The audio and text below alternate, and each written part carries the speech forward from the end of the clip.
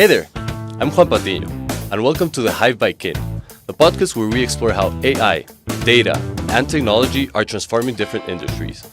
Here we don't just talk about tools, we talk about the value behind them, how automation removes bottlenecks, how analytics fuel smarter decisions, and how AI is shaping the future of business. Our goal is to give you insights into how you can act on, stories you can learn from, and vision of what's next. Let's dive in. Great. So, welcome back, everyone, to the Hive Podcast. This is our second episode, and we want to name it The Evolution of Credit Scoring, Lessons from the Field. And with me, I have a great guest, someone that I recently met in person, but have known of for a couple of years now. Please help me welcome the Director of Commercial Risk Solutions at Equifax, Adam White, please. Good to be here. Thank you, Juan. Thanks, Adam. Thanks for coming. So first and foremost, let's do the intro of how we met, right? So we met, I think, a month ago now at the ELFA convention. But we've known of each other. We've worked with each other probably for the past year or two. So tell us a little bit of that interaction. How was ELFA? What maybe different things did you learn from this year's convention? Momentum was the biggest topic. So how is the industry standing right now?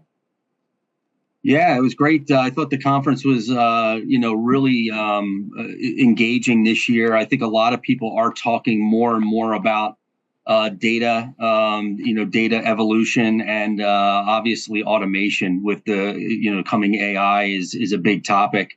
And it's been great. We just started our partnership with Kin Analytics. So I think the interaction we had with a lot of customers was really different this year because we were able to talk more about partnerships on modeling and scoring. So I thought it was very, very interactive. Yeah, for sure. And before we get into more of the data, analytics, credit scoring models, we want to get to know Adam, right? So how did you get here? How did you get to Equifax? So maybe let's just start at the beginning of your career. What did you study in college? Where did you go? And kind of like tell us a little bit of that experience from youngest Adam and the evolution throughout and how you got here. Yeah, I grew up in Wilmington, Delaware, which actually is a really big banking hub, and went to Drexel University, was a finance major. When I graduated, I started actually at a credit card bank called MBNA, which is now Bank of America, but one of the biggest credit card issuers in the world, actually. In Delaware, one of the big things was either, you started working at DuPont or you got into credit card banking. So that was my start in the finance industry. And then after a couple of years of that, I broke into equipment finance. I had a contact I worked with at MBNA and got into working at DLL, Delaga London, and was there for about 15, 16 years in equipment finance. Started out mainly doing credit underwriting, even at the credit card bank, and into my equipment leasing background was more credit underwriting, got into portfolio management, and then ultimately decision analytics, which is where I met Andres in the founder of Kin. So yeah, very, very exciting kind of, changes in my career. I think the decision analytics is something I really gravitated to for the last 10 or 15 years. Really, really enjoy it. And what was the moment that made you want to stay inside of equipment finance? Because we know that the industry is pretty tight-knit. Usually when people get into the industry, they tend to stay for a long period of time, right? After your first job, right? Back in Bank of America. Yeah. And then moving into DLL, what made you stay? Because you started off as a underwriter, right? And then what made you like this world and so on? Yeah, and MBNA was more consumer lending. In Delaware, they changed a lot of the banking laws in the early 80s, going back to some of the evolution of scoring. they changed a lot of the banking laws, and a lot of people got into consumer lending, and that's where the credit card industry had some real business friendly, regulations and things. So that's where a lot of the banks gravitated toward that. I enjoyed that, but once I got into equipment finance, I really enjoyed more of the commercial business lending aspect. It's a little further behind as far as where the consumer lending was. So a lot of things had to be created. They took a lot of what came out of consumer lending, and I thought that was like a big piece of what kind of brought me into equipment finance, learning about the flow of capital and credit into corporate America, like small businesses and who are trying to access capital. I think is something that the equipment finance industry is a leader in. So that was something that I kind of gravitated toward. And you mentioned changes in regulation in the 80s for consumer finance. Did that happen as well around the same time, maybe for commercial lending, or maybe we saw that further down the line?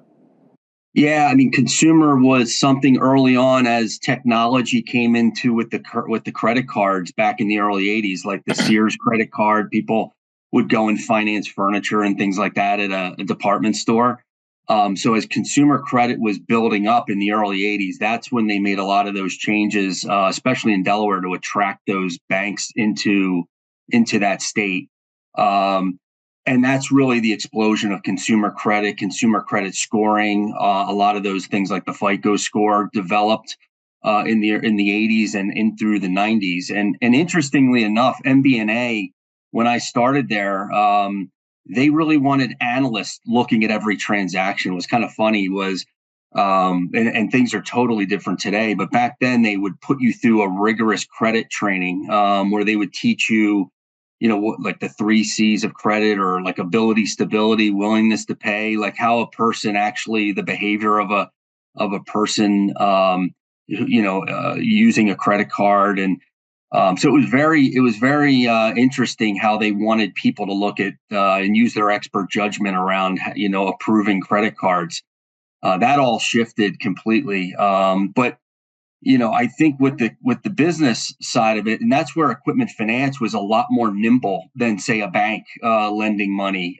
They would take multiple days to look at financial statements. Equipment finance adopted credit scoring a lot sooner. We had someone at DLL who was what I would call like a godfather of like commercial, decision analytics. His name was Fal de Saint Fal, and he started working with data back in the 90s, which was more trade credit data, but started building scorecards. And that was really what people started to do. And then as the 90s changed, with technology, people craved more and more data. And that's where like things like the SBFE came about, the Small Business Financial Exchange with Equifax, and PayNet. Bill Phelan started PayNet in the late 90s because of the need for actual term debt information, lease, loan, line of credit information that banks were not getting through the traditional trade credit providers. And then it really just took off from there. I mean, data became much more accessible. I have a question there. So before we started seeing these companies, for example, PayNet, right, and these big data companies that actually provided that information for banks or equipment finance companies, what did banks and independent companies beforehand use? Did they just use internal data, or it was kind of like, just as you were mentioning, right, expert judgment, maybe let's spray and pray, hopefully we get some good deals, some good portfolios, low defaults, or how was that? Yeah, it was kind of all of the above. And I think, obviously using consumer credit for that business owner was a big piece. It's funny, the consumer credit world was regionally based. You use certain credit reports in different parts of the country. That is now nationalized. They would call for references. You'd call the bank up or call other lending institutions for references. And that's kind of where PayNet got going. People decided to contribute, like the transportation lenders decided to contribute all to PayNet, so they didn't have to call each other for references. They could use that as the reference source. And so calling for references was another, and then getting financial statements from that business. So it was slow. It was not like you turned an application around in 2 hours. Dun & Bradstreet had a report back in the 90s, but again, more trade credit. The financial credit came, obviously had to build up. I can remember at DLL when we started contributing to PayNet, which was way back in the early 2000s, our hit rates were like 10 to 15%. I mean, it was like Fal knew though that the ecosystem needed to be built up when he started contributing. And now I think they're upwards of, you get like 80% hit rates now on commercial. But back in the day, it was definitely you had to be more creative. The internet was not as deep. You had websites, but you did not have the detail like you have now. So going back to kind of like how you came to Equifax, right? You're a DLL. So is Fal one of those people that actually contributed to your career in a sense of equipment finance is the way to go? Adam, this is what I'm going to show you. What are some of the lessons besides kind of like him spearheading commercial credit scoring and scorecard development? What else did Fal kind of like bring to the table for you? Yeah, I mean, he was such a great coach in that he loved to train people on all this information, not just roll out a scorecard and expect people to just kind of pick it up on their own. And this kind of goes into the philosophy of working with even banks and lenders today, working with trying to understand each piece of, each variable or each report that they're using so that they can understand how the industry actually works from the minute the customer starts making payments all the way through, to the point of when the bureau is turning the data back around. And Fal really was instrumental in working with credit teams as well. Getting their expert opinion, I think, is a huge piece of how you build out models. And now it can be done, obviously, through technology and modeling techniques and things like that. But that all had to be built up. You had to get the credit folks on board to giving their expertise and put into the models and what data elements to be used and what needed to be stored and everything else. That was all done in the 90s by, the credit teams of the different organizations. Without all that, you wouldn't know what variables were predictive and all, because you didn't have, Python and other types of modeling, software to do that. And I mean, nowadays we still see that, right? Kind of, we want the input from the credit teams, even though we do have other tools, Python, advanced statistics, to kind of know how predictive a variable or multiple variables might be, right? For a different model, different industries. But still, credit teams is a vital part of how we want to implement a model and actually the performance over time of the model. Because if we just let technology and statistics drive the decision, probably we're missing something, right? The human element, especially in commercial lending, where we got to go beyond just the statistics and the financial statements, but there is some expert judgment in every decision, regardless of small, medium, large tickets, right? That's a great point. I think developing the policies and setting like the strategy and goals for what you want to do in a scoring strategy, testing, like you just mentioned, bringing in your expertise, like industry expertise. I mean, you can't substitute someone who's got expertise in lending in a certain industry, knowing when a business is overextending themselves, or maybe when there's certain impacts in the economy on that industry. Models can't pull this information in that fast at times, whereas someone kind of looking at the at their strategies, they can kind of change the dials a little bit and move the needles around so that their models are actually making the decisions whether they want to be more conservative, liberal, at a certain time. And I think that's where you do need that expert judgment for sure. Yeah, definitely. And kind of changing gears a bit, on a more lighthearted note, do you have any like funny stories back when you were at DLL or maybe at the start of PayNet, maybe even now at Equifax, that when developing a scorecard or not even regarding scoring itself, kind of like a great experience you had back then that you kind of remember and is like, oh, that was a great story for me and for the people around me, and you look back on it and kind of like highlighted something of the besides the work side of things, also like the personal side of things. Yeah, I mean, I think like early on, when we were adopting like credit scorecards, I mean, like we would build out there were models that worked and ones that just flat out didn't work at times. I mean, like you would try to expand models into certain segments and things when you didn't have enough data. So you definitely learned not as much by by the successes, but you learned a lot more by the failures of going in and building out certain scorecards and things like that for different segments that were making improper decisions at times too. So I think, learning along the way, that was always a big catalyst for what you were doing going forward. And did you have any experience in which you totally thought that the scorecard developed was totally going to fail, or it wasn't going to yield the results that you wanted, and it was the opposite, or maybe vice versa? You were like, this scorecard's amazing, and then the results were like, oh my God, like what's going on here? Yeah, I remember we had scorecards that were very successful for like our office technology group. And when we broke out a new business unit, we figured, okay, it's a similar type borrower. Let's go ahead and just use it for that group. And as we started going, it actually yielded much higher losses. And that's why you have to be on top of it. And we had to completely retool and build new scorecards specifically for that business unit. I remember Fal thinking the scorecards were absolutely going to work, but it did not work out for us, just because we were getting a much more adverse selection in that new business unit than we anticipated from the marketing of the from the business plan.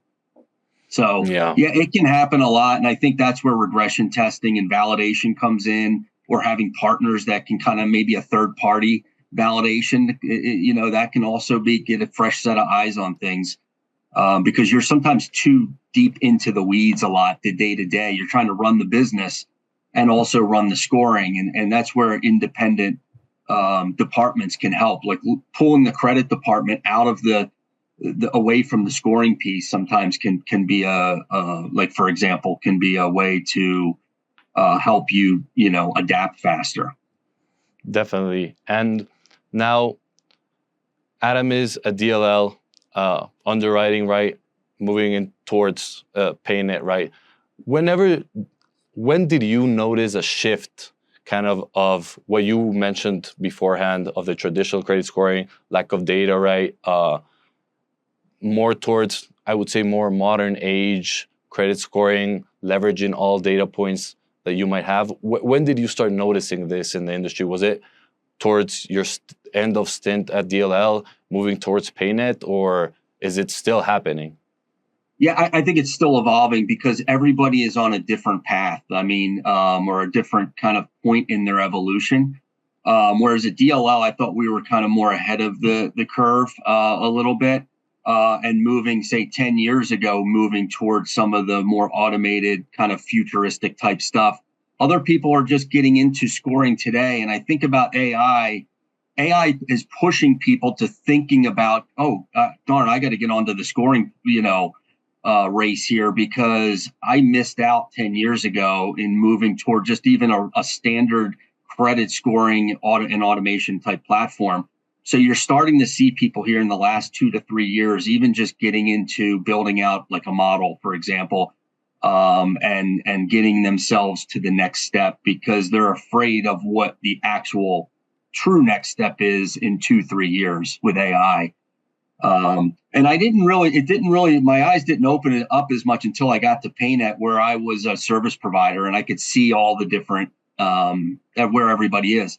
And you could be successful at all levels. It's not that you don't, it's just you have to play within your sophistication space. And you may lose out on, speed or something like that, but maybe you can offer, a better, experience or something like that. But it is something that you have to play in your niche. So would you say that AI was one of the biggest catalysts and factors, maybe more recently, probably the past 2 to 3 years, that have maybe made the industry evolve quicker than it was planning to? Or was there any other factors besides that? Maybe just the industry growing year over year, right? And maybe people wanting to get decisions in, like you mentioned, faster, quicker, better rates, maybe target different segments, different industries. What other factors have you seen, especially kind of like pre-COVID, and when the pandemic hit, right? Everything went to the ground. All payment behaviors changed, data changed, and now we're kind of more stabilized now over the past, I'd say, 2 years-ish. What have you seen besides AI that like maybe push this change forward? Yeah. I think definitely like 2, 3 years ago, I think people would say AI and a lot of people didn't even know what that meant. Whereas now people do because it's on your phone. You're seeing it in everyday life, and now they can apply that to their business, even in different ways, like not even so much the credit scoring piece. You're starting to see people put it into more of that, call it operational side, I think, even first, to kind of like, because when you start approving credit, money's out the door. And if you lose kind of sight of how that's happening, people don't want to put the first, call it AI program into your credit lending aspect, because if you just, okay, you got millions of dollars going out the door and you don't have control over it. So you're starting to see people really put it into place in some of the operational side. Okay, going out and validating whether certain pieces of information on the driver's license, or emailing out and marketing campaigns, and response rates and things like that are. So we're seeing that happening a lot more on how they're handling data. In the last couple of years, I think has been a big uptake for sure. Fraud, business verification is a huge one. And then on the flip side, it's not just the lender, it's actually the people, like Equifax or other data providers, how they source the data, being able to scrape and go out and grab information in a way that is much more efficient, and being able to handle the data much more efficiently through AI. So it's helping out the actual, call it, ecosystem of data for sure, and how we service the whole end-to-end application to booking process. Yeah, and something, while you were talking about data handling and how people are shifting, right? Something comes to mind where what we've seen, been in the industry over the past 10 years, you've been in the industry for probably 25 to 30, right? Kind of how this transition with the different generations has happened or is happening. So I don't know, we've encountered different scenarios where there's resistance to change. Specifically, like you mentioned, 2-3 years ago, people were talking all about AI and the buzz, but no one really knew what AI meant and what it was, and what custom credit scoring models were, or maybe automated decisioning, yes, but through an AI scoring, intelligence scoring engine, right?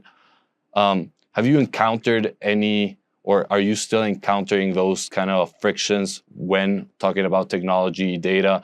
Because everyone knows the value of data, right? Everyone wants to use it, but a lot of people don't know how, and are still kind of thinking of the old ways back in the 90s, early 2000s, and how you would score and use a scorecard versus now, which is faster, quicker. So what's your take on that? Yeah, because I think some of the people like later in their career, like myself, some people don't know how to vision how the AI can help them or work. So definitely some consulting in and breaking the steps down as to how they can make improvements.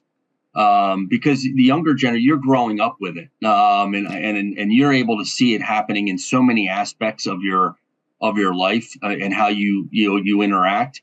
I think it can help. As they start to plan and build policies around how they can acquire customers, how they can make it much more a smooth transition from that getting the application and getting that customer approved and booked. And I think the consumer world is so much further ahead on a lot of this. Like, you can see it just on your phone, and being able to like even just order things and get it already paid for and delivered and everything. And I think that's kind of where the commercial side of things is headed. So it's out there. It's just a matter of people kind of like learning to leave it to technology-ish. I think that's how my generation at least views it. It's like, I do trust what's coming out of here. Like, as long as you're not taking anything for granted, you always got to take it with a grain of salt and kind of put your mind to work and kind of think, okay, if the Gen AI engine, let's say ChatGPT, is saying something, maybe I'm going to put my 2 cents in and think about it, not just let it work for me, right? Because you start losing what makes us human, right? Critical thinking and the value that you actually provide for customers, not only in consumer lending, but commercial lending as well. And I think a lot of doing validations and things like that are going to, the more and more they see that, okay, you can improve your metrics by, using that automation. And here's the proof in the pudding, you know what I mean? That kind of thing. Definitely. Okay, so Adam, now I have a question. What would Adam from 10 years ago wouldn't believe is happening nowadays? Not just regarding scoring, of course you can include that, but maybe even, the Cowboys are still kind of not competing in football. So I guess you wouldn't believe that. So maybe, I don't know, something along those lines. I couldn't believe 10 years ago the Eagles would actually have won a Super Bowl. You know what I mean? That's a shock. Now, but I think it does center around how fast not only is the automation happening, but the uptake of that. I mean, I can remember, 8 years ago, a bank, the minute you brought the word, going to the cloud or whatever would come up, they wouldn't touch it. And now everybody is okay with, all their data getting put in the cloud. So, I mean, it's I think things like that are going to continue to, progress, especially, not only just in scoring, but, just all aspects of life are just moving much more rapidly. And I think, in the financial world, you're starting to see this, I call it ecosystem of data. Data has kind of come together. Whereas before it was you had like a few data providers kind of providing data. Now you have all these different aspects of data that have merged that you can access very nimbly. I think that is something that 10 years ago we wouldn't have thought would have happened so fast, in combination with all the modeling and all the techniques that are out there for sure. And then we talk about what happened maybe 10 years ago, how everything's going now. How do you see the next 5 to 10 years in the industry? Any trends that are coming up that you think are going to impact the industry heavily, not just AI related, but technology related? Maybe the Cowboys are good at football again. Maybe, man. I think, we'll see what happens, but, things unpredictable. Things it's very unpredictable, man. We'll see. Predicting a custom credit scoring model is way more predictive than actually knowing if the Cowboys are actually going to be good. It's funny because you've probably never seen the Cowboys when they were good, actually, right? Never. I think that was 25, 30 years ago. So no, I wasn't even born, I think. That's hysterical. Yeah. So, I think, a lot of what's going on in the consumer world with, being able to have this transactional type, call it credit to your phone. You can pick up, obviously products at the drop of a hat. You can get a pre-approved, all that kind of thing. And I think that's kind of where we're headed with the commercial, being able to utilize all this data to, go after the customers you want to go after from not only just marketing, but actually from a credit perspective, and pre-approve them and have the actual pricing and everything packaged up for them so that it goes right to their phone, so they don't have to really do anything. Everything can kind of be a touch of a button. You think of someone in a small business is trying to run their business every day, and if they have to do a lot of work to apply and there's a lot of friction and costs and everything, they're not going to do it. And being able to, whoever the leaders are in the industry, to be able to perfect that and using data and analytics is going to be the ones who are going to shine in the end. And I don't know what you think about this, but as you were speaking, I was thinking of, right, I have my bank app on my phone, and then you get calls from pre-approved credit cards, kind of like that's where commercial lending is kind of going.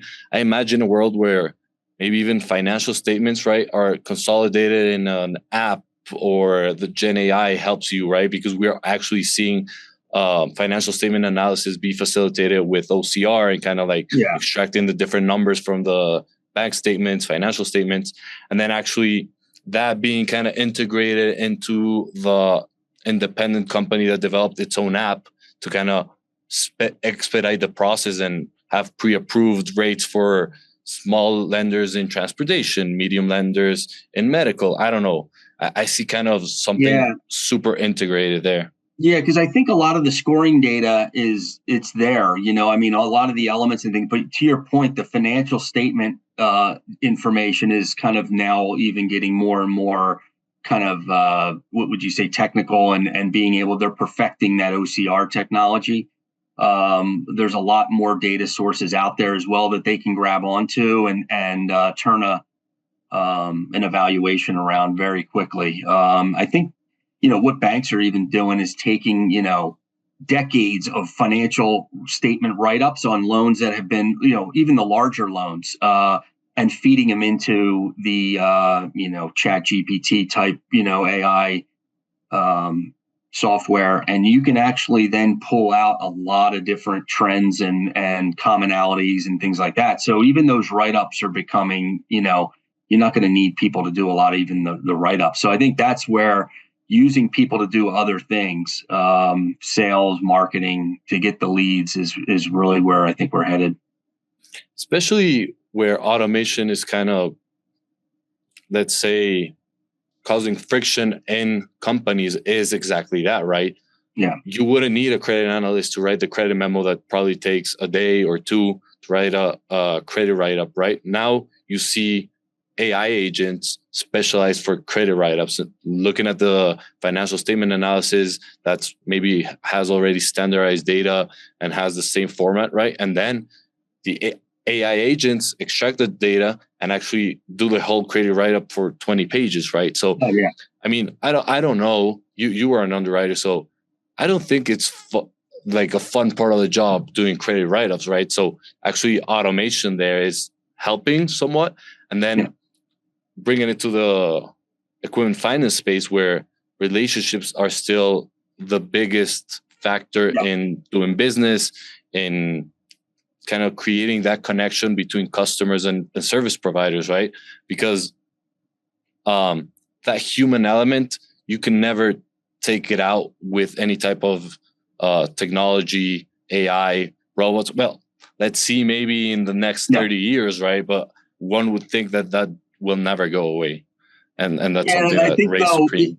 It may take, we may hit on this a little bit later, but it may take some partnerships to put all this together. Like, they may not have the expertise, or a data company may not have all the expertise to do things. They may have to partner with other providers to help bring these solutions to market. And I think that's kind of where we're headed as well. You see it with a lot of these other companies out there. They all kind of partner with each other in these circular financing in a way. But that's where I think we're headed to. No, yeah, and now that you touch on that, like, collaboration is a huge point, not just in the equipment finance space, but I feel like you do feel it more in the equipment finance space because it's such a niche market, right?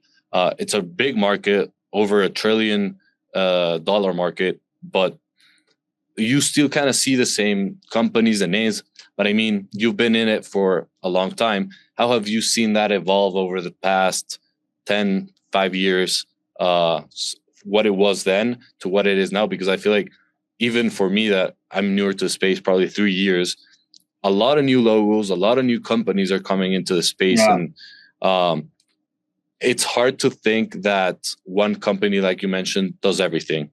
And partnerships, relationships is what will probably spearhead and be the leaders in the future of equipment finance. Yeah, I think that's right. You look around, like when you walk through the LFA, the floor there, like through the show, and you do see a lot of different types of sponsors now. A lot of different types of people who are presenting there. And I think it's definitely good for the industry, being able to have someone who can consult and focus more on, maybe call it analytics and modeling, like yourselves, and partnering some with like our partnership that we have with Kin Analytics, with Equifax. We can come, we can help the customer with the data. You guys come in with the modeling, and it can be a big piece of it, because we have data and analytics, but we're focused on maybe doing some other projects at that time, and you can come in and really help that customer solve that AI problem that they're having. And even if they don't have enough data, we can provide that, and it really is a win-win for everyone, actually. So, yeah, and I think we will start to see other companies also partner up. That's the reason why we partner up, right? Not just because we complement each other really nicely, but because of the longstanding relationship. As you mentioned beforehand, you worked with Kin Analytics founder back at DLL, and kind of like carrying that relationship over the years to where it is now, which is a formal partnership and doing great stuff, new projects. And I know 2026 is going to be a great year for both of us. So that's amazing. Absolutely. Yeah, and we're kind of just wrapping up. We wanted to make it a little bit more lighthearted. So I just have some rapid fire questions. Answer whatever comes to mind. One trend you think is overrated? Man, it's a good question. You do get a look. You do get flooded here with some of the the AI chat kind of things. I think, like, having a robot in your house. You keep hearing about this. You know what I mean? Like, everybody's going to have a robot and a someone who attends meetings for you and all that. I don't know if that's happening like that soon, but we'll see. I don't know if you saw this, but there was actually a Shark Tank episode where this guy, his pitch was actually got off bed and went and did his morning routine, while on the screen his first meeting of the day was there, and like there was like an AI generated version of himself attending the meeting, and with AI note taker kind of like drafting it up and then probably summarizing the meeting so that he wouldn't attend and kind of like go to the gym and stuff like that, that would be incredible. Like, I could go play golf, improve my golf game, but it's just like, how does that work? Like, why does the company then need me? Wouldn't they just put their own like cartoon picture on there? So exactly. And then one trend that you think is underrated? That's a good question. For example, for me, I see this is kind of like robotics, AI, not towards the industry, but just in general. Like, you've seen the AI vacuums that they start vacuuming your house without you having to do anything.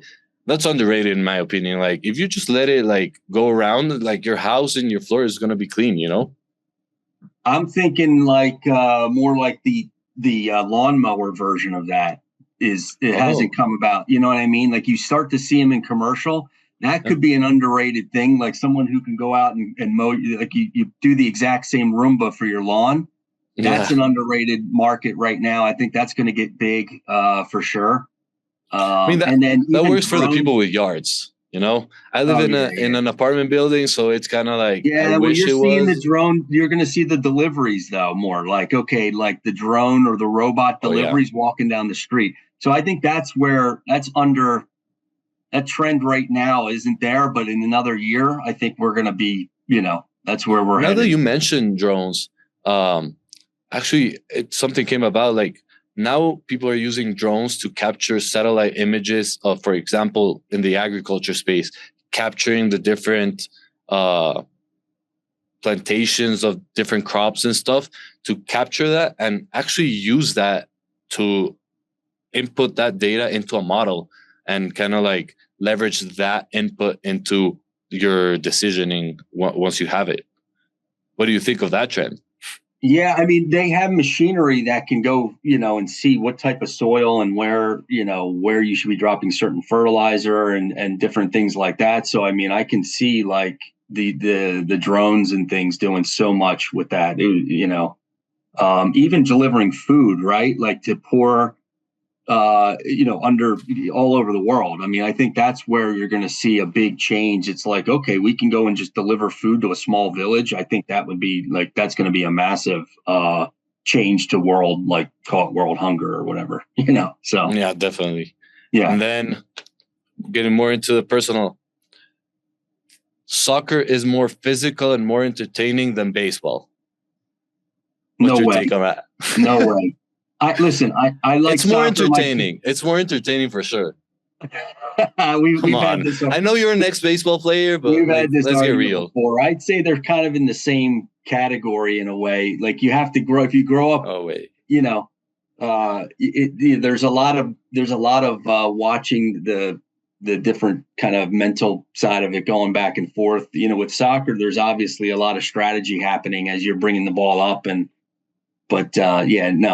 I mean, soccer, obviously, you got to run a lot more. That's for sure. That's for sure. You need more skill in soccer than in baseball. That's definitely a no. Come on, more coordination to kick the ball. You're only playing with your feet, man. I'd love to see it. I'd love to see you kick a ball, Adam. Well, that's like me saying I love to see you hit a ball. Yeah, I probably wouldn't hit it. Definitely wouldn't. I think we could continue to have this argument. Yeah, we will always. And whenever you do come visit us in South America, we'll see and test that out. Yeah.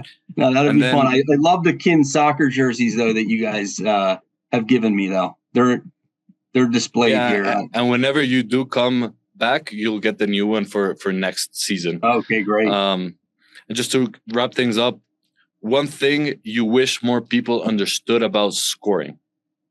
Scoring, not sports-wise, but credit scoring in the industry. You don't have to be like overly sophisticated to have a solid scoring environment. So if people out there who are like, oh, I got to jump into scoring, it's like I'm losing control of my credit team or the money going out the door. You can employ like a quality scoring environment that doesn't have to be like some AI, overly sophisticated, decision strategy. I mean, it can be a really sound strategy that is basic, but it gets the job done and brings you a lot more efficiency and effectiveness. Kind of for people not to skip steps and like go step by step. You'll get there eventually, but don't overcomplicate it and kind of you have to have this in order to move forward, right? You can start with a blend of expert judgment with some automation there, but not necessarily auto decisioning, right? Or first, let's get your data in place and your structure all organized. Get your unstructured data to be structured and then start working on those steps first. Exactly. And talk to people about what that next step is. It doesn't have to be, 5 steps down the road. You can start where you are and go right to the next kind of thing and make pretty big improvements. Well, that's it from me, Adam. Thank you so much for joining us. All your insights were really valuable, especially the ones about the Cowboys and the Eagles. Yeah. But I mean, hopefully we can have you in the future on another episode once you come visit us in person. Yeah. And we can talk about probably how it has evolved over the last 6 months or a year, maybe. Yeah, no, thank you for having me. Love the Kin team. I've been working with them now for, it's been 11 years. I think we worked on a project when we first got started. So it's been something that I've always enjoyed working with the team and wish the best for the Kin team in the future. No, thank you for your kind words and hope to see you soon here. All right. Thank you. Appreciate it. Have a good one, Juan. Have a good one, Adam. Thanks for listening to the Hive Podcast. Be sure to give us a listen on Spotify, Apple Podcast, and YouTube. Until next time.